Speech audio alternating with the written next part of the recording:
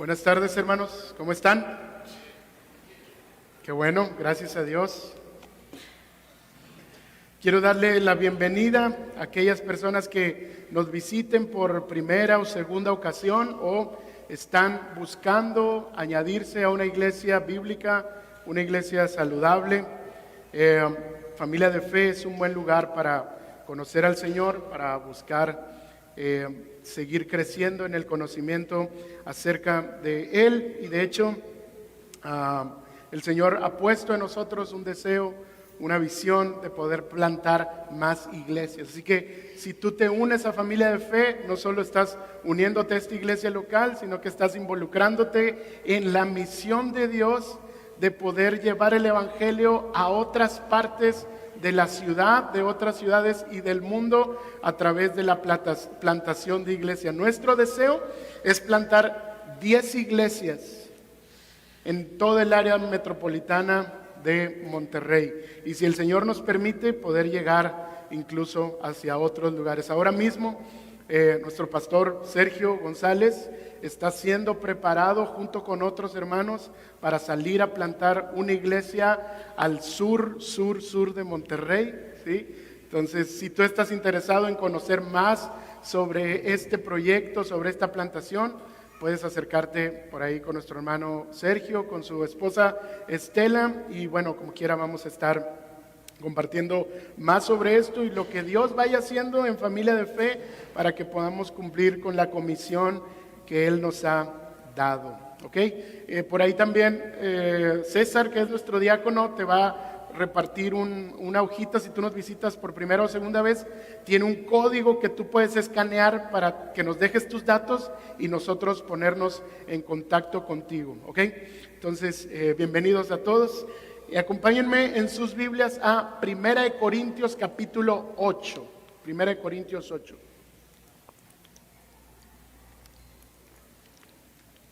El día de hoy voy a exponer del versículo 1 al versículo 13, o sea, voy a exponer todo el capítulo. En Familia de Fe usamos como versión oficial de Biblia la Nueva Biblia de las Américas, pero si tú tienes alguna otra versión, no te preocupes, estamos exactamente en el mismo canal, ¿ok? 1 Corintios capítulo 8 dice la palabra del Señor: en cuanto a los sacrificados a los ídolos, sabemos que todos tenemos conocimiento. El conocimiento envanece, pero el amor edifica. Si alguien cree que sabe algo, no ha aprendido todavía como debe saber. Pero si alguien ama a Dios, es conocido por Él. Por tanto, en cuanto a comer los sacrificados de los ídolos, sabemos que un ídolo no es nada en el mundo y que no hay sino un solo Dios. Porque aunque haya algunos llamados dioses, ya sea en el cielo o en la tierra, como por cierto hay muchos dioses y muchos señores, pero para nosotros hay un solo Dios, el Padre, de quien proceden todas las cosas y nosotros somos para Él, y un solo Señor, Jesucristo, por quien son todas las cosas y por medio de Él existimos nosotros. Sin embargo, no todos tienen este conocimiento, porque algunos, estando acostumbrados al ídolo hasta ahora, comen alimento como si éste fuera sacrificado a un ídolo, y su conciencia, siendo débil, se mancha.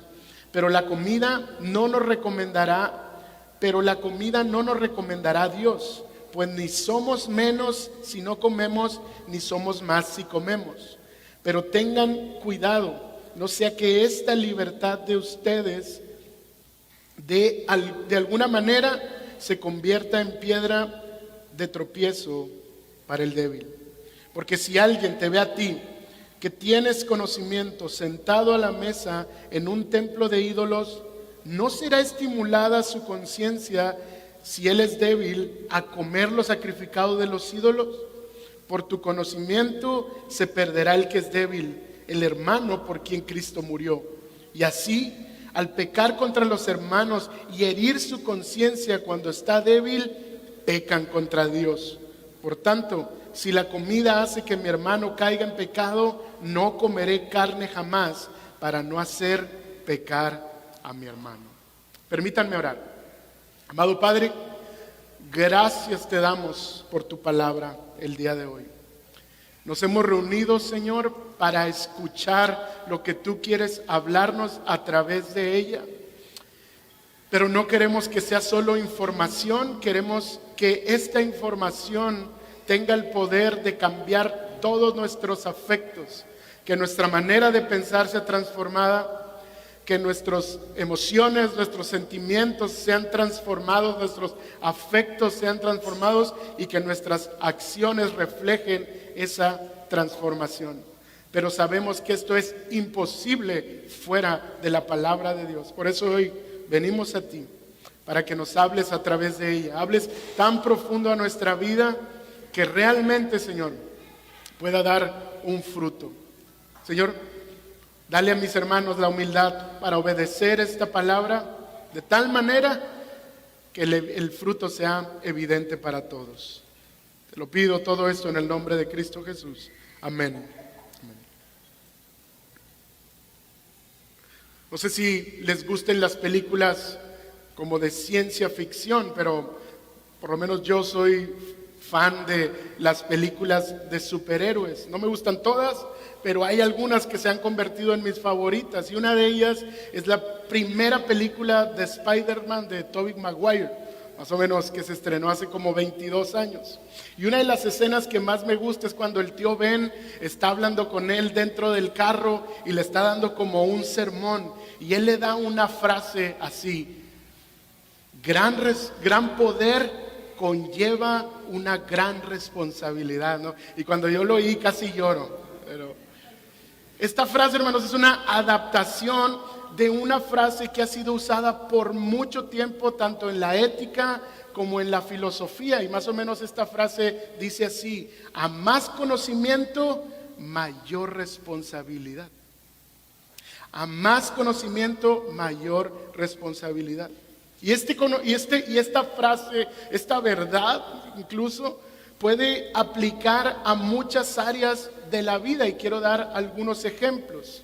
Si hablamos de un científico que se dedica a lo del cambio climático, estos investigadores que estudian lo que está sucediendo en el mundo necesitan avisar con tiempo sobre lo que viene para prever las consecuencias desastrosas que podrían llegar sobre una ciudad o sobre un país. Su conocimiento les demanda una gran responsabilidad.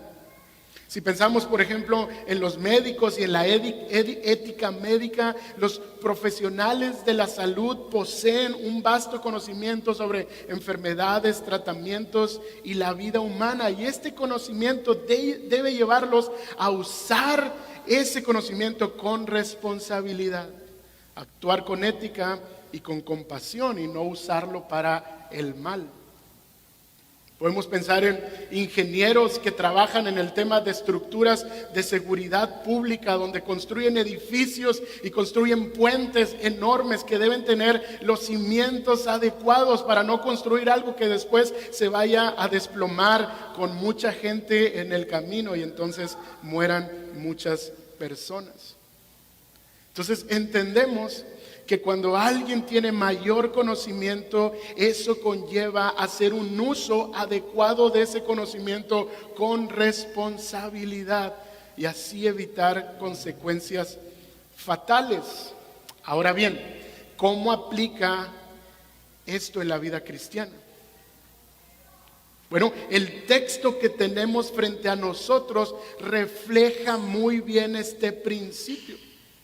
Los corintios se jactaban de tener mucho conocimiento. De hecho, ellos se sentían orgullosos por el conocimiento que tenían. Sin embargo, en lugar de usar ese conocimiento para amar y para edificar, lo usaban para menospreciar y para enorgullecerse.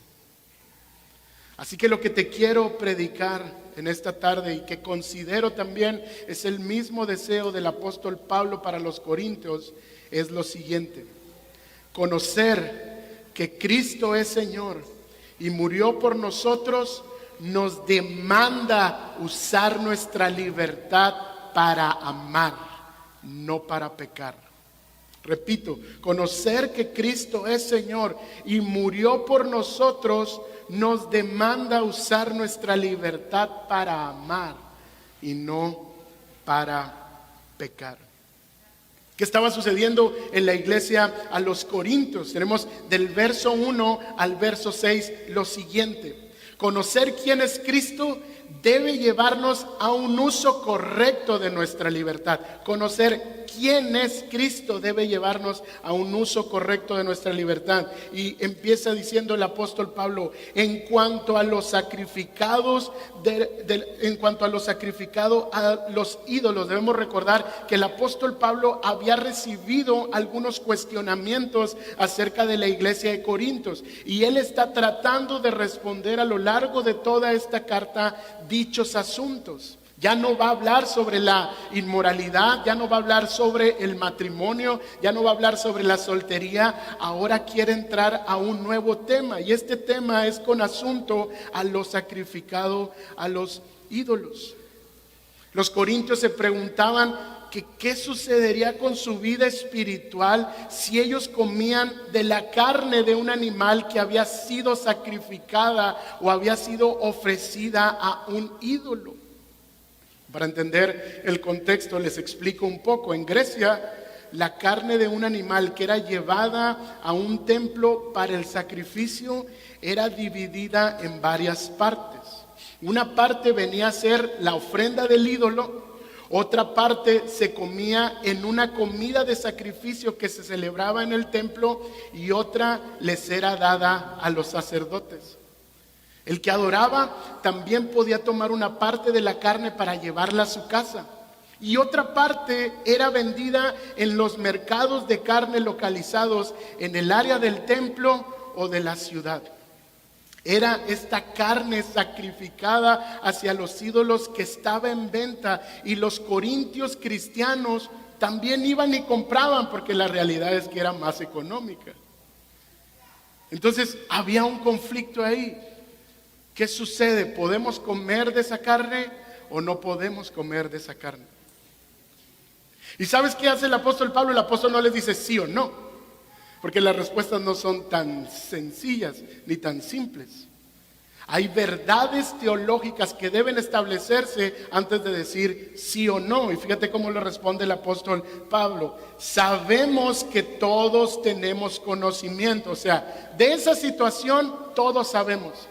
Y todos sabemos que hay una cultura en esta ciudad donde hay sacrificios a los ídolos, y esa carne está disponible para que lo coma cualquier persona que quiera comprarla. Ahora bien, aquí hay una frase que seguramente ya conocías si eres cristiano de tiempo: el conocimiento envanece, pero el amor edifica. Y la pregunta es, ¿qué tiene que ver eso, Pablo? ¿Qué tiene que ver? El conocimiento envanece, pero el amor edifica. Ok, tenemos aquí dos tipos de cristianos. En la escena y haciendo esta pregunta hay dos tipos de cristianos. Unos cristianos se consideraban fuertes en la fe, y ellos tenían una comprensión correcta sobre quién era Dios. Tenían una teología adecuada acerca de quién era Dios, y por eso entendían perfectamente que comer de esa carne no significa nada delante del único Dios verdadero. Por lo tanto, ellos participaban y compraban y iban y comían de esa carne porque para ellos no representaba ningún pecado. No sucede nada con mi vida espiritual si yo como eso, porque los ídolos no existen. Y esa carne pues solo es carne, hay que asarla. Si fueran regios, ¿no? Hay que hacer la tomahawk y hay que echárnosla. Pero había otro grupo de cristianos, y Pablo les llama más adelante débiles en la fe o débiles de conciencia. Y son aquellos hermanos que aún no tenían la comprensión completa y correcta sobre el Dios que seguían. Todavía no tenían este conocimiento completo sobre el tema de la idolatría, y para ellos sí era ocasión de caer. Para ellos sí representaba una debilidad el participar de lo sacrificado o incluso ver a sus hermanos participando de ello, comiendo carne sacrificada a los ídolos. Entendiendo estos dos grupos, hermanos, es aquí donde esta declaración del apóstol Pablo toma sentido. El conocimiento envanece, pero el amor edifica. Pablo quiere decirles que aunque el conocimiento es importante y es fundamental en la vida del cristiano, ese conocimiento no está completo si no se practica de una manera adecuada. ¿Y cuál es esa manera adecuada? Bueno, parece que el apóstol Pablo está reprendiendo que los que se creían fuertes en la fe, en lugar de usar ese conocimiento para educar a sus hermanos, para amarles y para servirles, lo usaban para envanecerse y para enorgullecerse de eso. En lugar de usar el conocimiento para amar y que sirva para edificación, estaban usando el conocimiento para darle rienda suelta a su libertad. Y el apóstol Pablo está diciendo, el conocimiento es bueno, pero ¿sabes qué? Cuando lo usas adecuadamente para amar y para edificar. Entonces, aquí hay una gran aplicación para nosotros que espero, hermanos, vayamos tomando para nuestra vida. Fíjate lo que le dice en el versículo 2 para asentar esta verdad. Si alguien cree que sabe algo, no ha aprendido todavía como debe saber. ¿Pero qué está diciendo ahí? El apóstol Pablo dice, si alguien cree que ya lo sabe todo, entonces lo único que está demostrando es que aún no sabe nada. Si hay alguien que dice, yo tengo el suficiente conocimiento y por lo tanto ahí estoy bien, entonces dice el apóstol Pablo, está demostrando que aún no sabe nada. Más que conocimiento, solo tiene la cabeza inflada, que de hecho es la palabra en el griego para envanecer. Dice el conocimiento infla. Pero lo que se infla, ¿qué se le puede hacer? Se puede reventar. Pero dice, pero el amor edifica. Y esa estructura nadie la puede derrumbar. Dice, así que el que cree que ya sabe, si alguien dice, yo ya no necesito saber nada más, está demostrando orgullo y por lo tanto es evidente su falta de conocimiento aún. Pero en el verso 3 hace todavía una declaración más fuerte, versículo 3, pero si alguien ama a Dios, ese es conocido por Él. El apóstol Pablo dice, pues aunque el conocimiento es necesario y solo a través de un conocimiento adecuado se puede amar a Dios, es aún más necesario que Dios los conozca a ustedes. Y esta idea está muy interesante. Porque aunque es importante que nosotros conozcamos sobre Dios, le está diciendo el apóstol Pablo, es todavía más importante ser conocido por Él. Y aquí tenemos un juego de palabras en el griego.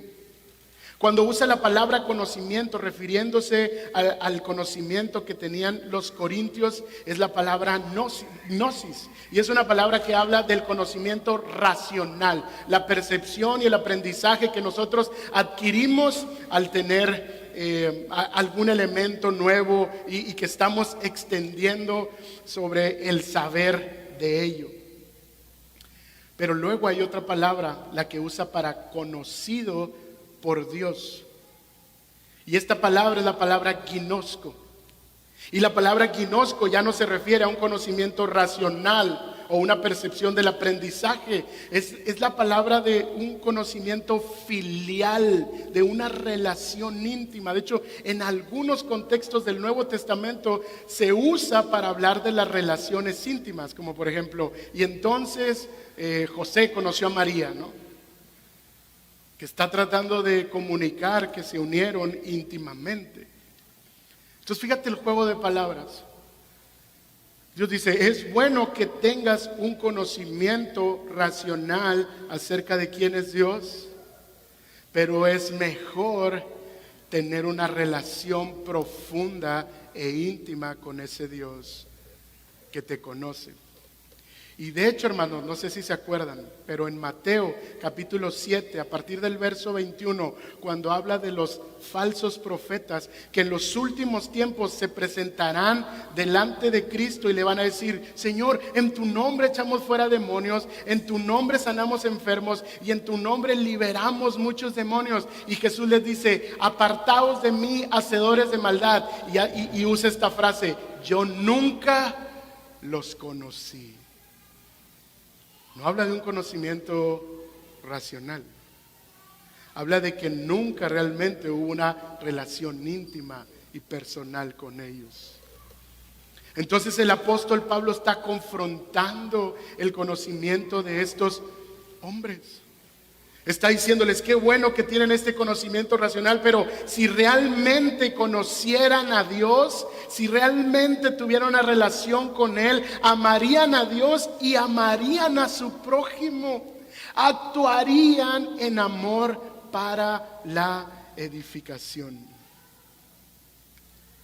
Y ahora va a confrontar a los débiles. Versículo 4.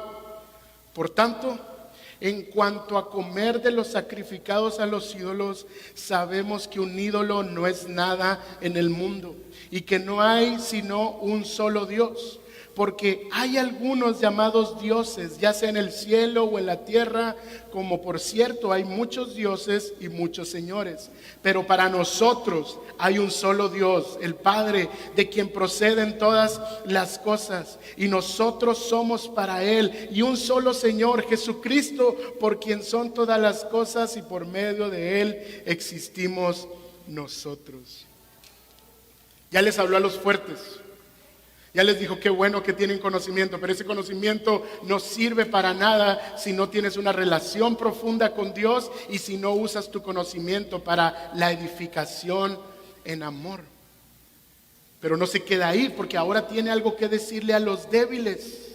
Y les está estableciendo esta enseñanza, está corrigiendo su mala teología. Ellos tenían tanto temor de comer de esa carne sacrificada que creían que realmente estaban adhiriéndose a un ídolo o estaban confiando en ese ídolo. Pero el apóstol Pablo le dice, no, porque no hay ídolos. Pablo está diciéndole, no existen, solo existen en la mente de las personas que los adoran, pero no son reales. Esos ídolos no son criaturas, no son creación. Esos ídolos solo los han inventado los seres humanos y los divinizan, pero ninguno de ellos tiene poder. ¿Saben por qué? Dice el apóstol Pablo, porque hay un solo Dios verdadero. Y fuera de Él no hay otro Dios. Los dioses de los paganos solo son eso, ídolos. Y aunque hay seres sobrenaturales que son llamados dioses y señores por los paganos, ellos no son divinos, ellos no tienen el poder de Dios, ellos no son omniscientes, no son omnipresentes y no son omnipotentes. Si acaso, más adelante lo vamos a ver, son demonios que se esconden bajo los nombres de Júpiter, de Diana, de Manitú, de Brahma y de Alá y del montón de dioses que tú quieras recordar. Así que el versículo 6 establece una de las doctrinas y de los credos que después se siguieron cantando y recitando en la iglesia primitiva. Y es que tenemos a un solo Dios y Padre. Y el apóstol Pablo está diciendo, bueno, ¿quieres que te explique por qué los ídolos no son nada? ¿Quieren que les explique por qué no hay dioses ni señores fuera de el único Dios y el Señor? Y empieza a decir algo precioso de nuestro Padre Celestial. Él es el creador de todo lo visible y lo invisible. Por Él existimos, de Él proceden todas las cosas.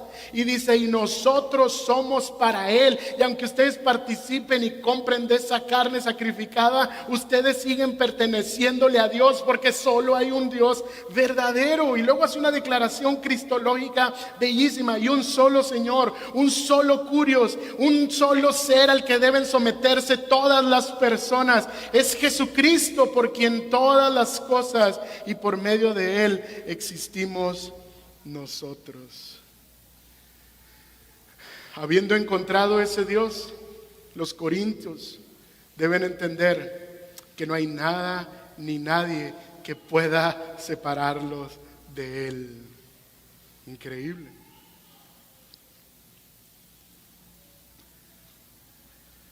Por años me dediqué a vender celulares y también a repararlos. Y muy seguido llegaban personas con problemas muy insignificantes y que incluso algunos celulares ni tenían nada para reparar. Pero recuerdo muy bien, una vez iba manejando, iba con Gaby y recibo una llamada y obviamente la recibo en el altavoz. Y me habla una chica bien preocupada: Armando, acabo de comprar un teléfono, está nuevecito, lo acabo de sacar de la caja, ya lo estoy usando, pero cuando llamo no escucho a las personas que me están hablando, y por más que les subo, los escucho muy bajito, y ya les revisé todas las especificaciones. Dice, se me hace que mi teléfono falló, ¿puedes ayudarme? Y le cuelgo y le digo, ¿sabes qué, Gaby? Se me hace. Era uno de esos iPhones ya viejitos, iPhone 6 o 7 Plus. Pero antes esos iPhones traían un plástico transparente, bien pegadito a la pantalla. Y cuando tú lo sacabas de la caja, lo primero que tenías que hacer es despegárselo, porque si no ese plástico tapaba la bocina y entonces no podías escuchar. Pero muchas personas decían, no, pues ya trae plástico, no se lo voy a quitar. ¿Sí? Codos. Y entonces cuelgo con ella y le digo, ¿sabes qué, Gaby? Se me hace que no le quitó el plástico. Y Gaby, ¿cómo crees? Y yo, híjole, estoy casi seguro. Oye, pues ella estaba tan apurada que yo me acuerdo que iba hacia mi casa, que todavía vivía en el sur, y ella venía de Santa Catarina y me dijo, te encuentro donde sea, porque estaba desesperada realmente. Nos encontramos y cuando lo veo, hermano, yo tenía dos opciones. Yo podía usar mi conocimiento para decirle la verdad y decirle, hermana, pues nomás hay que quitarlo. O podía decirle, ¿sabes qué? Este teléfono trae una falla bien gruesa. Te va a salir carísimo, es el masomeneador. O sea, dije, yo pude usar mi conocimiento para el bien o para el mal y aprovecharme de ella. No les voy a decir la conclusión.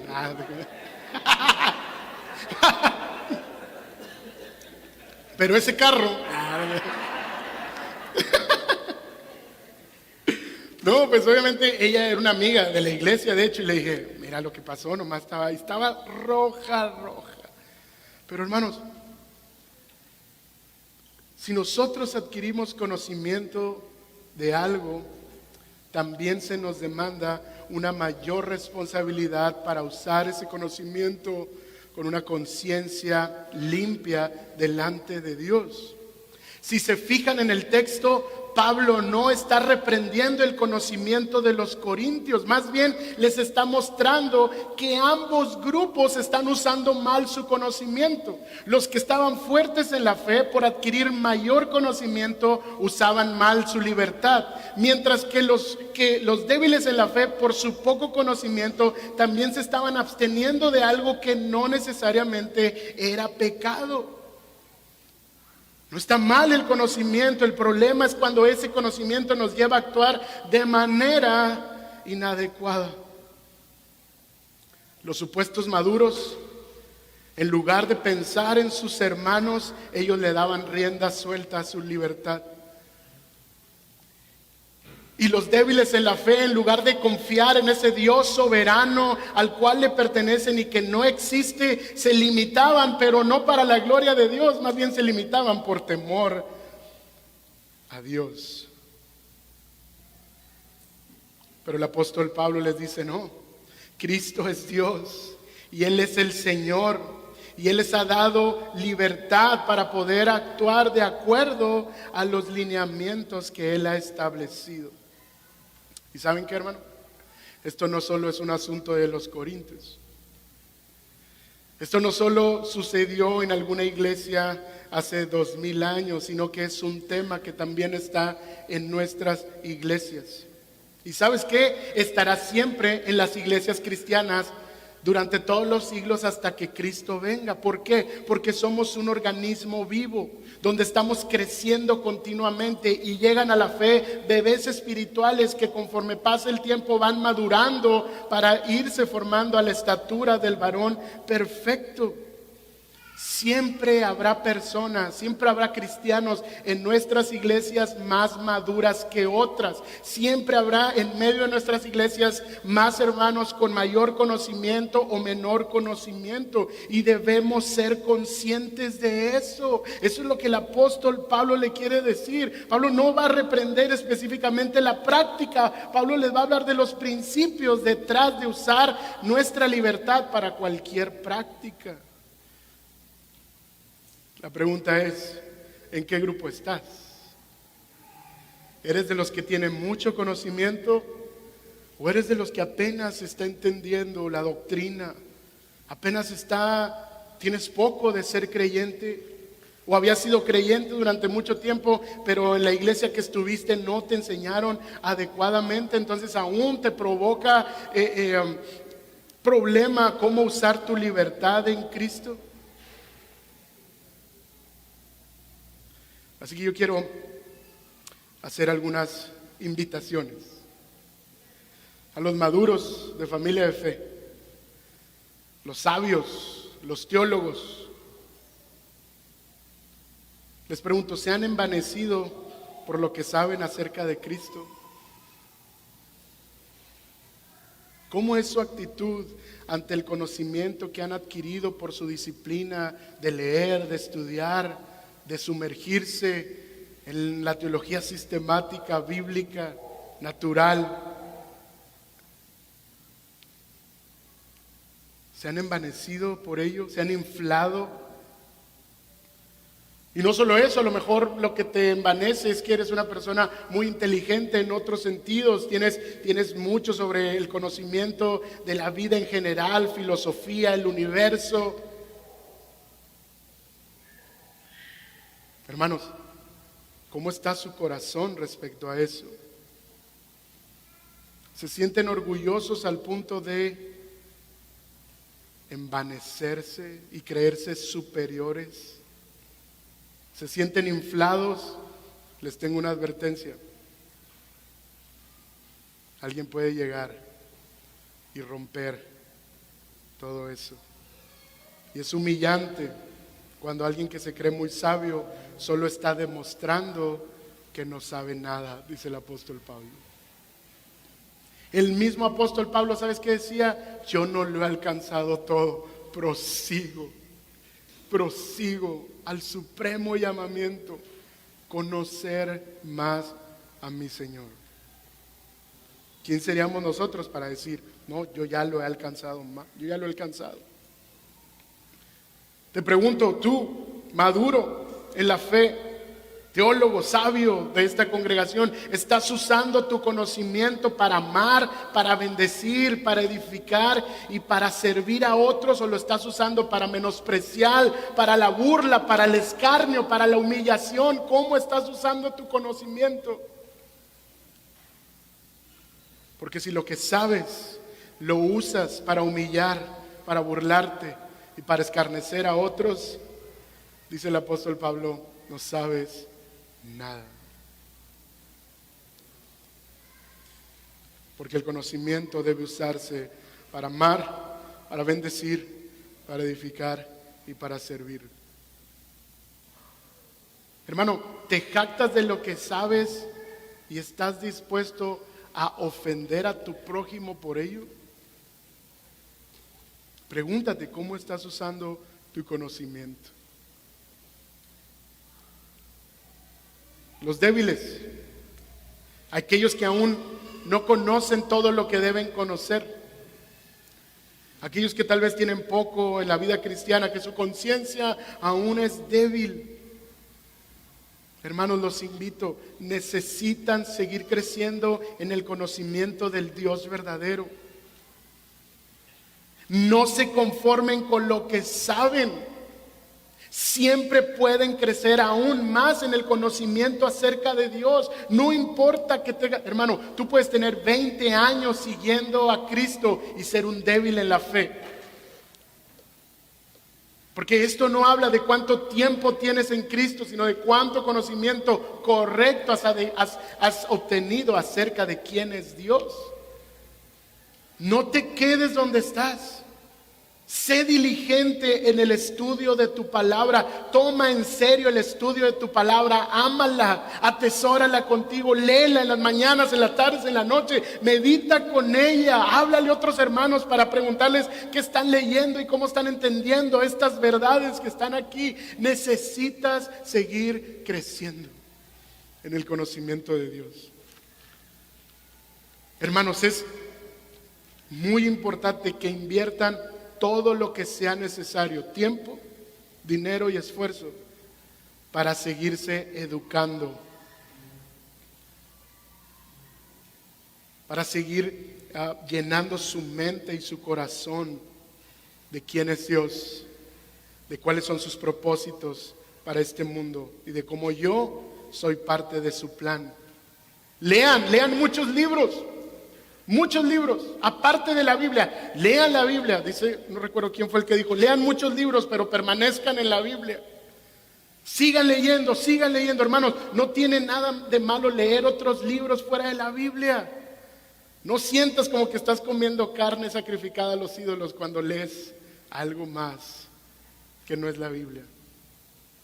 Sigue llenando tu mente. Dios ha dotado a muchos hombres a lo largo de la historia para poder plasmar cosas que vienen aquí de manera más sencilla y digerible en otros libros. Ve, invierte dinero, esfuerzo y tiempo para seguir creciendo en tu conocimiento acerca de quién es Dios.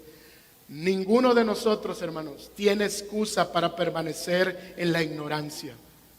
No se conformen con los sermones del domingo, no se conformen con ellos, sigan buscando la manera de crecer en el conocimiento acerca de Dios. ¿Sabes qué me da mucha tristeza, hermanos? Y aquí voy a abrir mi corazón en una aplicación muy específica de la iglesia. Cuando como iglesia organizamos eventos para equiparte y no asistes. Cuando como iglesia organizamos eventos que no son activismo, porque no estamos buscando que hagas algo porque no tienes nada que hacer en tu casa. No es activismo, estamos buscando equiparte y estamos proveyendo los espacios para equiparte mejor y que no los aproveches. Hermano, aprovecha eso. Nosotros como pastores estamos buscando todas las herramientas también y los espacios para equiparnos mejor nosotros y cumplir con la demanda que se nos da en Efesios 4, capítulo 11 y 12, para capacitar a los santos para la obra del ministerio. Y una aplicación más, a ambos grupos, tanto a los que saben mucho como a los que no saben tanto. A los fuertes en la fe como a los débiles de su conciencia, les animo a que se añadan a una comunidad misional. Comprométanse con un grupo de hermanos en serio para que ahí puedan usar su conocimiento de manera adecuada. Y los que aún no tienen suficiente conocimiento en las comunidades misionales van a seguir creciendo en el conocimiento de su Señor. Pero ¿sabes qué hacen las comunidades misionales? Aparte de que nos van a ayudar a servir a nuestros hermanos y nos van a ayudar a educar nuestra mente en cuanto a las verdades de Dios y del Evangelio, las comunidades misionales nos ayudan a seguir creciendo en amor. En serio, hermanos. Ahí es donde te reúnes con hermanos que jamás les hablarías aquí. Ahí es donde te reúnes con hermanos que a lo mejor no son de tu mismo estatus social. Ahí es donde te reúnes con hermanos que tal vez no son de tu color de piel. y los menosprecies. Ahí es donde te reúnes con hermanos que son muy letrados y con hermanos que tal vez ni fueron a la escuela. ¿Y sabes qué necesitas para poder servir en esos contextos? Amor. Amor. Hermanos, si alguno es conocido por Dios, debe responder en amor a Dios y en amor a su prójimo. Les animo. Iglesia, conocer que Cristo es Señor y murió por nosotros nos demanda usar nuestra libertad para amar y no para pecar. Verso 7 al verso 13 está el segundo punto de mi sermón y lo titulé de la siguiente manera: conocer lo que hizo Cristo. Ya no solo quién es Cristo, sino lo que hizo Cristo debe llevarnos a usar nuestra libertad pensando en los demás. ¿Ok? Conocer lo que hizo Cristo debe llevarnos a usar nuestra libertad pensando en los demás. Versículo 7, sin embargo, no todos tienen este conocimiento, porque algunos estando acostumbrados al ídolo hasta ahora, comen alimento como si éste fuera sacrificado a un ídolo, y su conciencia, siendo débil, se mancha. Así que el apóstol Pablo, habiendo aclarado lo de los ídolos, que no son nada, él regresa a la pregunta que le habían hecho acerca de la comida ofrecida a los ídolos. Y él habla acerca de una conciencia débil que es contaminada por la incertidumbre de, ¿es correcto hacer esto o no es correcto hacer esto? Una conciencia que aún le causa vergüenza y remordimiento practicar ciertas cosas debido a que todavía no tiene el conocimiento completo de ello. Pablo reconocía, hermanos, que no todos los cristianos se hallaban en una comprensión intelectual y en un vigor espiritual para poder participar de ellos sin ofenderse, o incluso asistir a una de esas fiestas en el templo donde comían de esas cosas y pensar, su espiritualidad está intacta. Cuando esas personas se habían convertido al Señor, habían aceptado a Dios y consideraban que deberían abandonar todo eso, pero su conocimiento todavía era limitado. ¿Y cuál era el resultado? Lo que nos dice el apóstol Pablo: una conciencia débil que se contamina. Y una conciencia débil no significa, hermanos, que es persuadida fácilmente, sino más bien que no está iluminada por completo, que aún es supersensible. Si tal persona participaba en un festival pagano, para ellos era como que ya son parte de ellos, han abandonado la fe. Y entonces su conciencia les hacía decir, bueno, pues si ellos lo hacen, entonces yo también lo voy a hacer. Pero no lo hacían por una convicción propia, no lo hacían con un entendimiento adecuado, lo hacían porque habían sido persuadidos por las prácticas de los otros hermanos. Fíjate lo que dice el versículo 8: pero la comida no nos recomendará Dios, pues ni somos menos si no comemos, ni somos más si comemos. Pero tengan cuidado que no sea que esta libertad de ustedes de alguna manera se convierta en piedra de tropiezo para el débil. El apóstol Pablo les dice, no hay mérito alguno delante de Dios en comer o no comer. Para Dios es indiferente. Para Dios no le provoca nada, no se hace menos ni más, porque recordemos, hermano, que nuestra aprobación y nuestra aceptación delante de Dios no la hemos conseguido por lo que hacemos, la hemos conseguido por los méritos de Cristo y porque creemos en Él. Así que abstenerse o participar no gana ningún favor delante de Dios. El cristiano tiene la libertad de comer lo que él quiera. No obstante, si eso implica una cuestión moral o cultural que puede ofender, entonces debemos de tener cuidado. Eso es lo que le está diciendo el apóstol Pablo. Así que en el verso 9 les lanza la advertencia que les acabo de leer. No, tengan cuidado de cómo usan su libertad. Tengan cuidado de lo que están haciendo, porque aunque eso no les da favor delante de mí, ni aprobación delante de mí, lo que hacen sí puede afectar a los demás hermanos. Y hasta usa esta frase: no hagan tropezar a los débiles. Todos los cristianos deben considerar sus acciones. Todos los cristianos deben considerar que lo que hagan no vaya a ofender a su prójimo.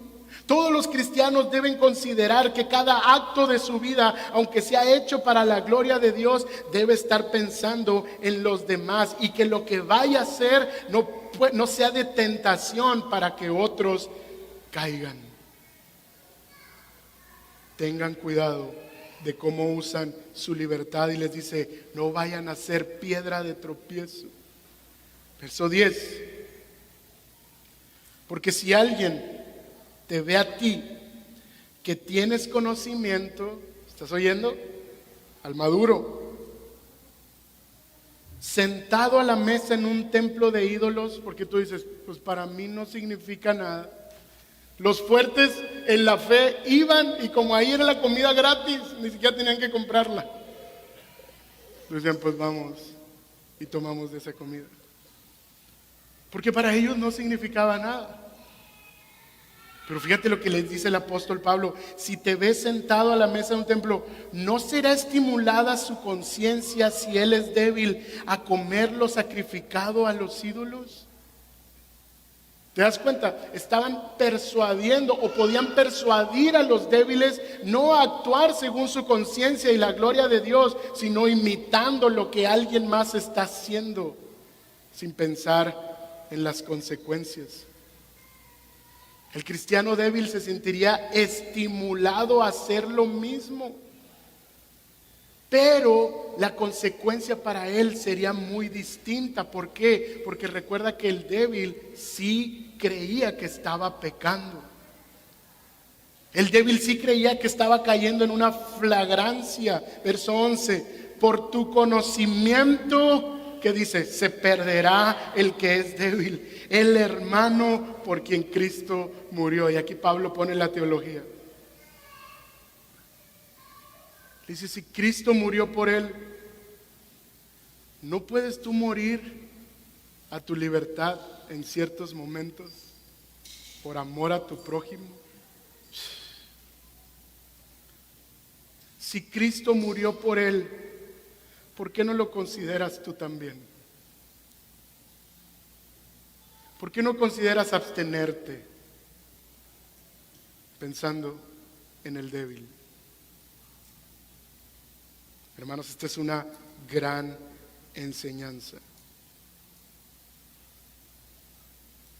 Si Cristo murió para salvar a un hombre, ¿no debería un cristiano fuerte estar dispuesto a no participar en una comida social sacrificada a los ídolos para ayudar a cumplir el mismo fin en esa vida? Verso 12 y verso 13 termina con esto el apóstol Pablo: y así, al pecar contra los hermanos y herir su conciencia cuando ésta es débil, ¿qué dice? Pecan contra Cristo. Wow. Recordemos la reprensión que nuestro Señor Jesucristo hace en Mateo, y le dice: mejor sería poner una piedra de molino en el cuello y lanzarlo a alguien, si hace tropezar a uno de estos pequeñitos. Qué reprensión. Por tanto, verso 13: si la comida hace que mi hermano caiga en pecado, no comeré carne jamás, para no hacer pecar a mi hermano.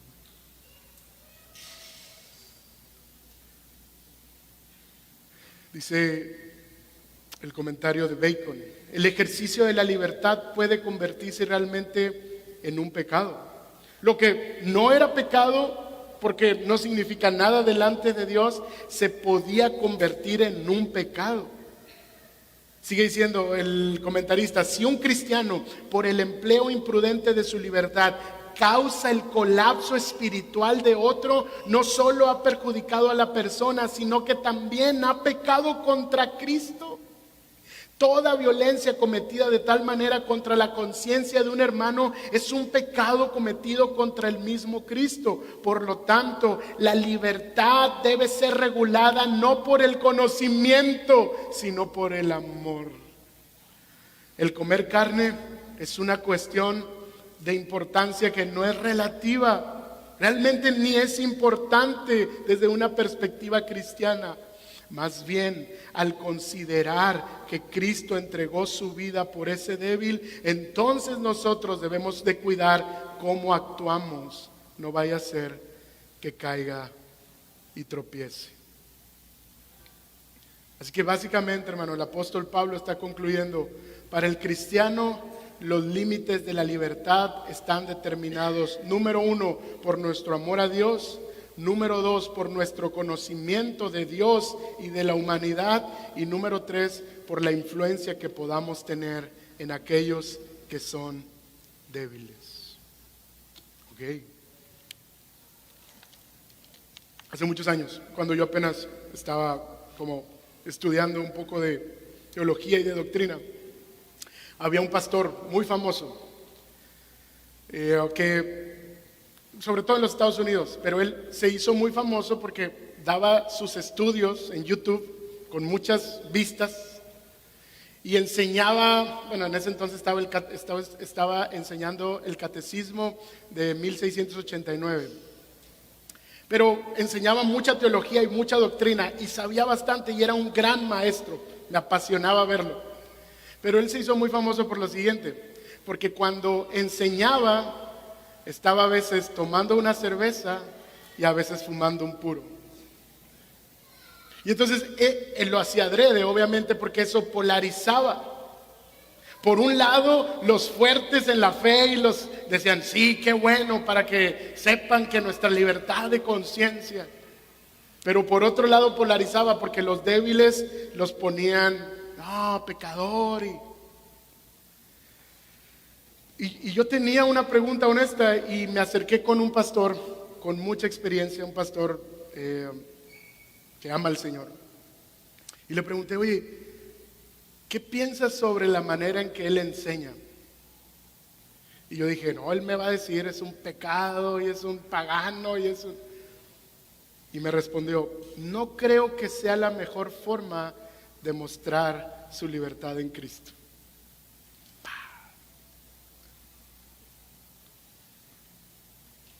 No creo que sea la manera más adecuada para decir, Cristo me ha hecho libre. Y ahí, hermanos, me cayó el 20. Porque no es algo que sea pecado o no. No tiene nada que ver con si algo es escandaloso o no. Sino cómo eso se percibe desde la cosmovisión de otras personas.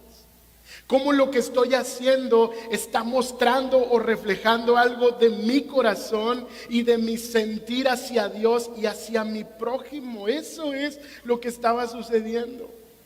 Obviamente había mucho orgullo en este hombre y por eso no le importaba. Así que el Evangelio, hermano, viene y nos hace un llamado sublime. El Evangelio no es legalismo, no son prohibiciones que luego no te permiten disfrutar de la vida en Cristo. El Evangelio no se trata de no debes hacer esto, no puedes hacer esto, no. Sí, no. El cristianismo no es la religión de las prohibiciones, como muchas veces se ha entendido y se ha vendido. No es legalismo. No usamos nuestra libertad porque creyendo que si nos abstenemos vamos a ganar favor de Dios. Eso es legalismo. Pero tampoco, hermanos, el Evangelio es libertinaje, donde tú haces lo que se te place, donde no consideras a nadie más, donde no consideras la cultura, el contexto donde vives, donde no consideras a tu prójimo antes que a ti mismo. El Evangelio, hermanos, nos capacita y nos da a su Espíritu Santo y la palabra de verdad para que podamos usar nuestro conocimiento de acuerdo al amor hacia Dios y al amor hacia nuestro prójimo. Y aquí yo quiero darte algunas directrices para el uso de tu libertad. Y no voy a hablar de ejemplos específicos porque dentro de unas semanas alguien más va a estar aquí hablando sobre la libertad cristiana y a lo mejor él sí va a hablar sobre el alcohol, los tatuajes, el cigarro, el puro, todas esas cosas, ¿sí? Pero yo no me meto en ese problema hoy.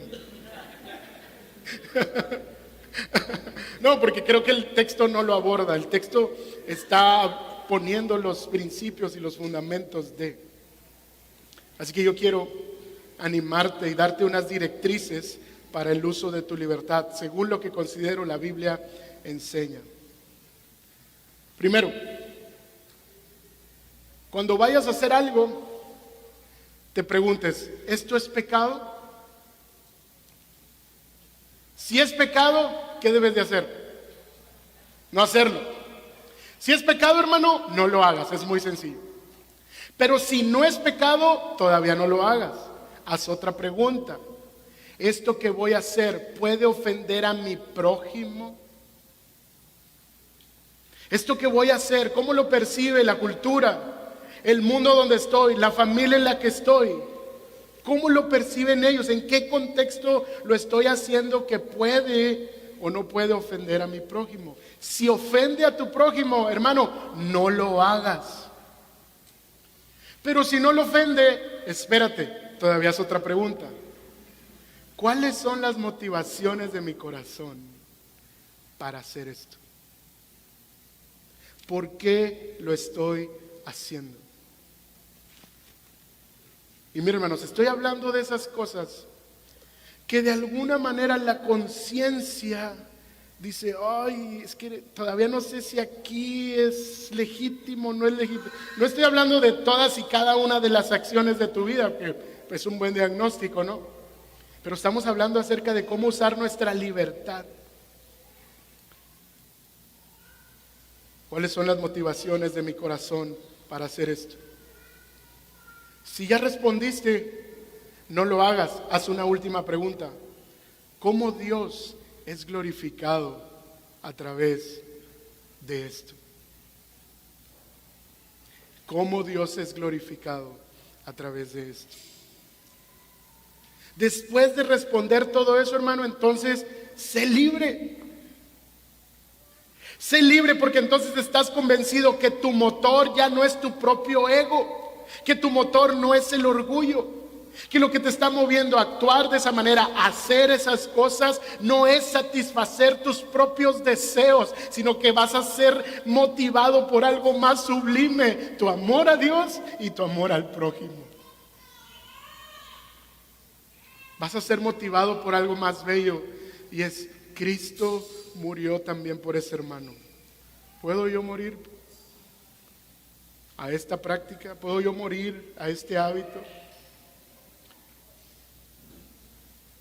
Literalmente, hermanos, Pablo les dice, si Cristo murió por ellos, tú también puedes abstener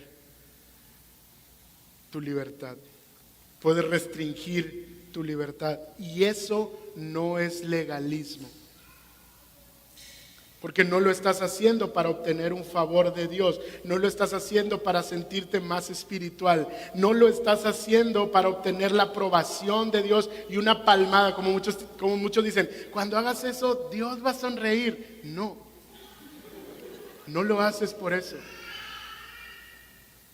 Lo haces, hermano, porque realmente conoces a Dios y vas a usar tu libertad para amar y para edificar, para no hacer tropezar a otros y que luego entonces eso se convierta en pecado. Hermano, la verdadera madurez y el verdadero conocimiento no es el que dice yo puedo hacer lo que yo quiera porque soy libre en Cristo, sino el que dice, ahora puedo usar mi libertad más allá de lo que mi propio corazón me pide. ¿Estás oyendo? No es el que dice, como soy libre puedo hacer lo que quiera. No, decimos, porque ahora soy libre, puedo hacer lo que mi corazón, puedo no hacer lo que mi corazón me está pidiendo que haga. Hermanos, conocer que Cristo es Señor y murió por nosotros nos demanda usar nuestra libertad para amar y no para pecar. Y quiero concluir con esto. Amigos que nos visitan hoy, puede que tu problema en esta tarde es mucho más profundo que el uso de tu libertad. Es mucho más profundo incluso de saber si eres libre o no. A lo mejor tu problema en esta tarde es que no conoces a Cristo y no sabes lo que Él ha hecho. Y yo quiero recordártelo, amigos, Jesucristo es Dios. Él es el Señor sobre todas las cosas. Él es la imagen del Dios invisible, el primogénito de toda la creación. Y por medio de Cristo todo fue creado. Todas las cosas por Él subsisten y para Él fueron creadas. Para que Él sea reconocido y sea glorificado. ¿Y sabes qué hizo ese Dios? No se aferró al ser igual a Dios, sino que se entregó voluntariamente en una cruz para morir por los pecados de todo aquel que confía en Él. ¿Quieres conocer a ese Cristo? Ven a Él con fe y con arrepentimiento.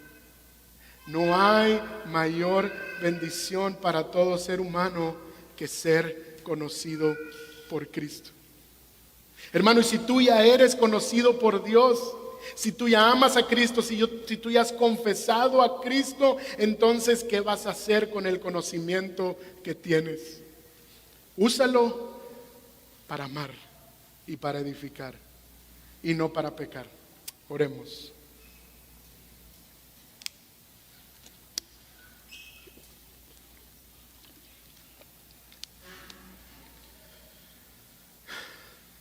Dios, es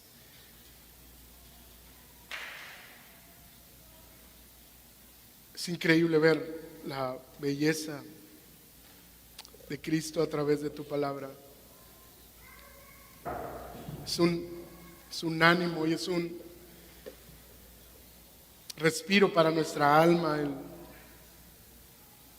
poder acercarnos a ti para seguir creciendo en el conocimiento tuyo. Pero Señor, líbranos de envanecernos a causa de ello. Líbranos de tener tanto orgullo por ello que en lugar de amar y servir a los demás con el conocimiento que tenemos, lo estemos usando para menospreciar. Señor, y algo que funciona como una radiografía de si estamos usando nuestro conocimiento para servir y amar, es la manera en que usamos nuestra libertad en ti.